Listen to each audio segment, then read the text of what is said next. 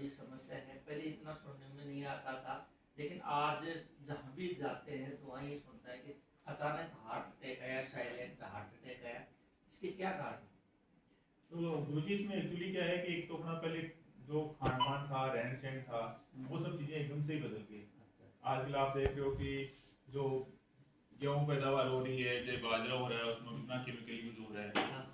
अब पहले जैसे लोग कहते हैं, कई बार आ जाते हैं, बैठते हैं, बूढ़े लोग कहते हैं कि हम तंबाकू पीते हैं, हम हुक्का पीते हैं, लेकिन आजकल वो तंबाकू हुक्का भी सारा केमिकल से प्रोसेस होके आता है। अच्छा। तो उसमें इतने तो कार्सिनोजन होते हैं, इतने ही हार्ट अटैक के लिए वो वाली चीज़ें हो जाती हैं। अब पहले कहते थे कि हम घी खाते हैं, लेकिन घी खा के वो काम भी तो करते थे, दिन में सुबह से लेकर शाम तक काम करते थे। अब आजकल वो काम करना तो बंद हो गया। अब घी खा के अगर आप टेबल वाला दफ्तर वाला काम करोगे तो वो आपके और कोलेस्ट्रॉल बढ़ाता रहता है, और इसको हम हमारी भाषा में बोलते हैं सेडेंटरी लाइफस्टाइल। तो ये भी मतलब एक बहुत कॉमन कारण हो गया है। वैसे हमारी भाषा में जैसे हम देखें तो डायबिटीज है, हाइपरटेंशन है, स्मोकिंग है और डिसलिपिडीमिया जिसमें कोलेस्ट्रॉल बढ़ जाता है, ये मेन कारण बन जाते हैं हार्ट अटैक के। तो ये सारी चीजें क्या है कि पहले होती थी 50-60 साल की उम्र के बाद, और हमारे लोगों में बहुत कम होती थी, ये अब बढ़ गई है बहुत। आप देखो कि आजकल घर घर में शुगर का पेशेंट मिल जाता है, घर घर में बीपी का पेशेंट मिल जाता है। तो उसी के अमाउंट में मतलब इतने हार्ट अटैक के केस बढ़ गए। नहीं, मानसिक तनाव का कितना इसमें है? तो मानसिक तनाव का भी बहुत रोल है। पहले अपने कई बार इंडिया टुडे ने सर्वे किया कि सबसे खुश कौन है, तो इसमें जो किसान वर्ग है और जो खेती करने वाला आदमी है, वो हमेशा टॉप 1-2 में आता था।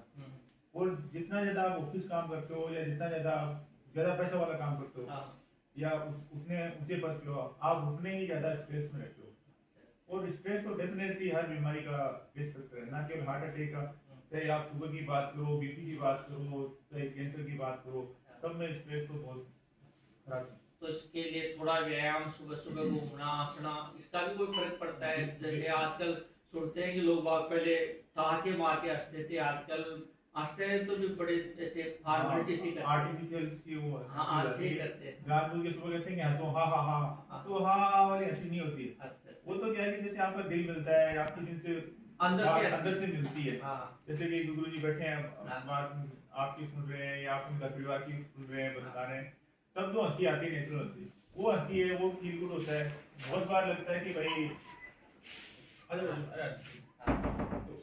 बहुत बार लगता है कि ना,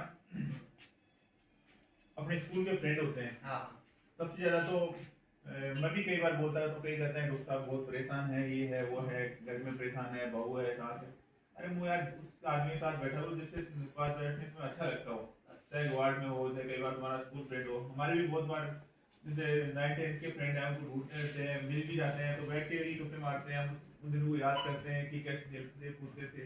तो ये चीजें तो स्ट्रेस को बिल्कुल कम करती है। जैसे मैं एक और शेयर के माध्यम से कहना चाहूंगा कि जिंदगी जीने का हुनर सीखे उनसे जो जिंदगी के हर लम्हे को यादगार बनाते हैं, यानी जिनको मिलने से आप अपन को खुशी मिलती है, तो उससे भी अपना स्ट्रेस कम होता है। तो बिल्कुल, मैं तो बहुत बार कोई लोगों को कहता हूँ कि आप है ना गुरुजी को फॉलो किया करो।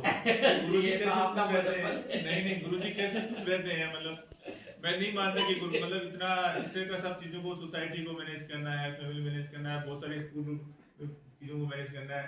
उसके बाद भी जब भी आपको गुरुजी मिलेंगे, आपको मतलब 2 मिनट में 3 मिनट में ये आपका बड़प्पन है कि मतलब एक ऐसी खुशी और होती है, तो बिल्कुल ऐसी पर्सनैलिटी है। बहुत बहुत धन्यवाद डॉक्टर साहब, आपने बहुत महत्वपूर्ण जानकारी इसके बारे में दी। धन्यवाद। जय हिंद।